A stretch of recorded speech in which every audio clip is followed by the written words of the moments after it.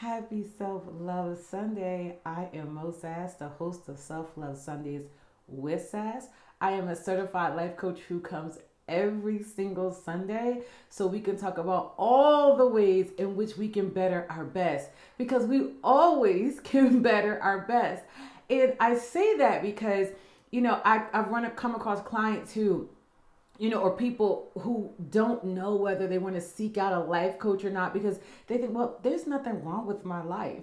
And here's the thing, it's not about something being wrong or right in your life. It's if you are not where you desire to be, what system do you need to put around yourself in order to help you get there? And a life coach just may be a part of that system. It doesn't mean that something's wrong with you. For example, I have a coach. The reason why I have a coach is because I desire to get to the next level of my life and I don't know what I don't know. And so she said it to me this way, like, you can't see your own back. And what that means is you can't see your blind spots. So if you are not where you desire to be, if you are not where you desire to be financially, mentally, physically, emotionally, that means then that you desire more. And how do you get there if you don't know? Because you don't know what you don't know. Well, you develop a system, whether that means reading books, listening to podcasts, getting with a therapist, if it's trauma-based, life coach, if you just want some tips and tools on how to get there and to open you up to what's in your way. So develop that system.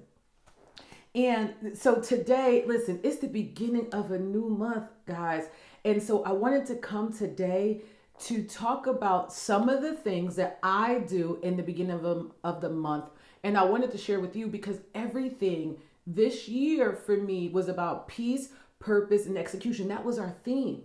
That was the theme. So along that, I created a vision of where I wanted to be in 2022. And then based on that vision, I broke my goals down into quarters. So each quarter I have a desired goals I want to get to. So that means that each month then I have to evaluate where I am. So the very first thing, and because we're getting right to it these days, guys, the very first thing that I do is I evaluate what took place last month. I look at what I wanted to get accomplished in that month. What things did I accomplish? What didn't I accomplish in that month? Okay. So again, what we're talking about is what we do every single month to ensure that we are going to meet the goals for our vision for the year. You have to know where you've been and what you've accomplished in order to do the next thing, which is reevaluate where you are. Maybe there's some things that needs to be tweaked this month. So there's a new month coming in. So for example, say the vision for the year is to lose, let's just go with, 20 pounds if that's the case. And what you want to do is look at last month to determine where did you release any. And I always say, no, I don't say lose weight, I say release pounds. So what you want to look at is how many pounds did I release for that month? And so if I didn't meet the goal I had, so say for example, the goal was to lose 10 pounds. If I only lost 5, I need to evaluate, go look at my meal plan, go look at my exercise. Where do I need to readjust? Where do I need to reevaluate? Was 10 pounds realistic for me? Because it's different for everybody. So you want to take a look at A, what you accomplished, right? B, reevaluate to say, okay, this is a new month. All right. So maybe my goal was 10 pounds. That may not be realistic, or it's very realistic. I just need to look at my nutrition and my fitness level. Okay. Because again, your body is made in the kitchen. So you want to take a look at what are you eating, and you may need to readjust. So right in that reevaluation of things, it's like, all right, maybe I need to adjust my meal plan, or if I'm not sure, contact a nutritionist. That's why it's important to reevaluate and look at, well, maybe I don't need to pivot on my goal. Maybe it's I just need to get some help. And this is why having, a system of people, not just things around you to help you throughout your journey. Okay. And the last thing and it's really not the last thing. I'm just giving you three because I can't give so much in these videos. When you determine whether or not you need to make a shift, you want to get all of these things written out. Listen, you cannot rely on memory. And I can just prove it to you. It's so funny because I went to lunch yesterday with my oldest son, who, Lord, I cannot even believe is 30. I went to lunch with him and we were talking about some things, and he was telling me all the things that I did or didn't do. Some of them I was like, ooh, I just had no recollection of it, right? So I just could not remember anything. But the odd part about it is there's some things, some milestones my kids achieved, and I had those things written down. Guess what? I remembered those things.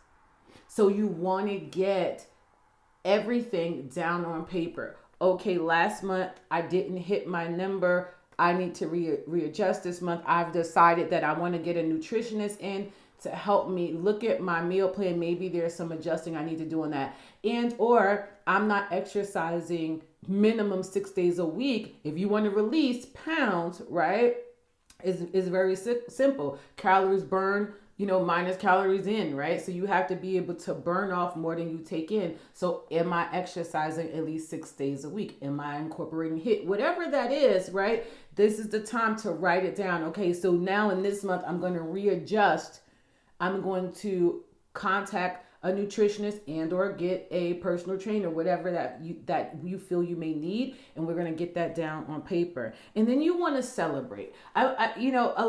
Most people are not in this habit, and I want you to get in this habit of celebrating your small wins, because I was that person, I'm always very honest when I come to these videos. Sometimes I forget to celebrate the small wins, because it's the small wins that you do for yourself every single month that is going to determine the total outcome of your year. And 9 times out of 10, we've accomplished so many great things and so many big things, but they just seem small because it's the day-to-day, it's the mundane. And you're not really assessing like, wow, you know what? I said I was going to release 10 pounds. Okay, I released 9. Listen, I'm committed to what I said I wanted from myself, so I'm going to congratulate myself. I'm going to say, you know what? That's okay that I didn't totally get to the 10. This is what I'm going to do to adjust it to ensure that I hit it next month, right? But you want to celebrate the fact that let me help the people, okay? When I say celebrate, I don't mean go celebrate with food. We have to figure out other ways to celebrate. That used to be me. I'm laughing because I'm like, yes, I lost 10 pounds, and then I go out and eat and give myself back 5. Don't do that, y'all. Don't do that, okay? So again, the 3 things at the beginning of the month: evaluate, right? Reevaluate and or adjust, and then celebrate your wins.